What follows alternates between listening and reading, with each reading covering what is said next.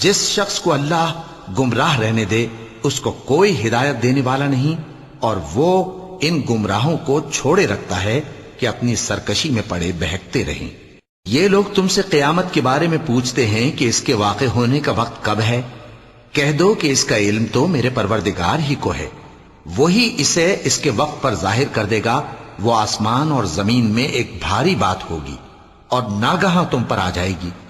یہ تم سے اس طرح دریافت کرتے ہیں کہ گویا تم اس سے بخوبی واقف ہو۔ کہو کہ اس کا علم تو اللہ ہی کو ہے، لیکن اکثر لوگ یہ نہیں جانتے۔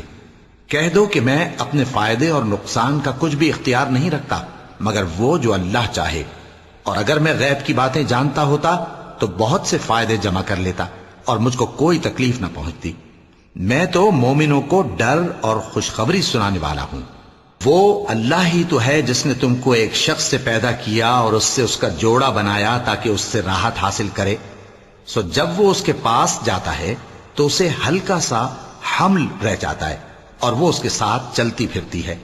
پھر جب وہ بوجھ محسوس کرتی ہے یعنی بچہ پیٹ میں بڑا ہوتا ہے تو دونوں میاں بیوی اپنے پروردگار اللہ سے التجا کرتے ہیں کہ اگر تو ہمیں صحیح و سالم بچہ دے گا تو ہم تیرے شکر گزار ہوں گے۔ پھر جب وہ ان کو صحیح و سالم بچہ دیتا ہے تو اس بچے میں جو وہ ان کو دیتا ہے اس کا شریک مقرر کرتے ہیں۔ سو جو شرک وہ کرتے ہیں اللہ کا رتبہ اس سے بلند ہے۔